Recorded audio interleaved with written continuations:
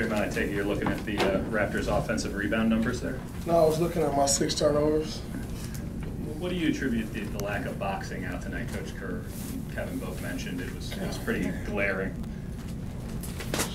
Poeltl had 11 offensive rebounds? Yeah. It's a focus thing, you know. At the end of the day, you know, you got to give him a lot of credit. He did a great job, but you know, he's not the most physical guy in the world. However, he has a will for the ball, and so you know he went after it every time, and it paid off for him. But you know, I think it's just a focus thing. You know, a couple times I was able to get a body on him, and he's not just going to bully you. But it's the focus level of, you know, getting the body on him and, you know, keeping him off the glass. And I don't think we did a great job of that tonight, obviously. Draymond, you had some extended run with you at the 4 and George Bell at the 5, and I wonder what you see from your tandem there. I mean, this is what our 4th game, 5th game. You know, he's getting a lot better. You know, he's a fun guy to be out there with. He'll bring a lot of energy to the floor.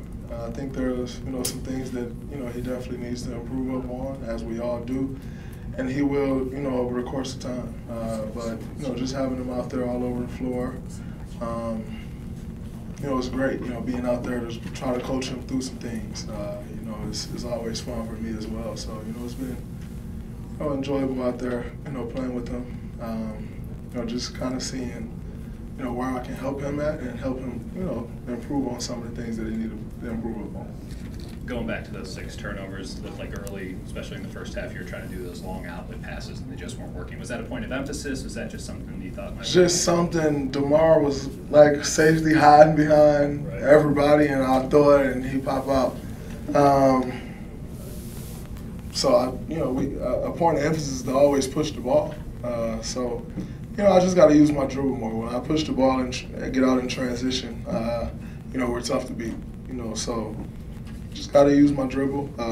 Let the shooters run the wings. I think we're a lot better like that anyway, as opposed to throwing them the ball out half court and having all the defense shift to them. If I can push the ball up, make the defense make a decision, I think it helps us out. So I just got to, you know, lock in more on that and not make those outlet passes 40 feet ahead. Guys are too athletic for that.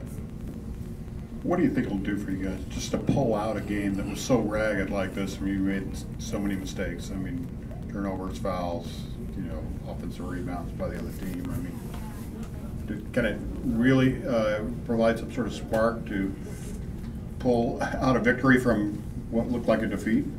No. It just adds a win to the win column.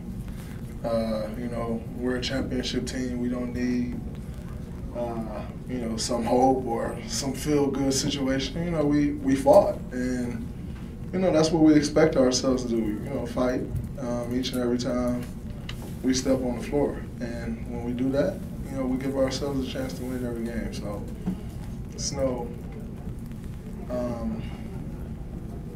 spark or anything needed. I think it's more focus than anything. You guys are shooting the ball pretty well as a team, well over 50% of the season. But when you look at your defense, what are you seeing in your defense that you're not seeing, that you think what you want to see that you're not seeing right now? Because you can break it down. Our defense has been horrible. Nobody's communicating, which is, you know, the main problem. You know, at first we were fouling a lot. You know, the first 4 games, the fouls were horrific. And then tonight,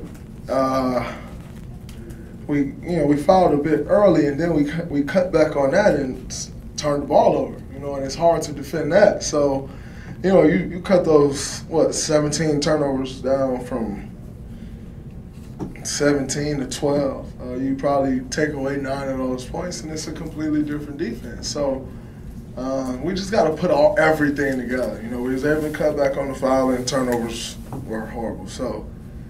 We just got to put a full game together for 48 minutes. When you say nobody was communicating, that's one of the things you guys did last year really well. I mean, is there something that needs to happen for you to get back to that level, or is it just comfort and getting there? Well, I think, you know, sometimes you get a little too comfortable and you think that, oh, man, like we've done this before, it's just going to happen.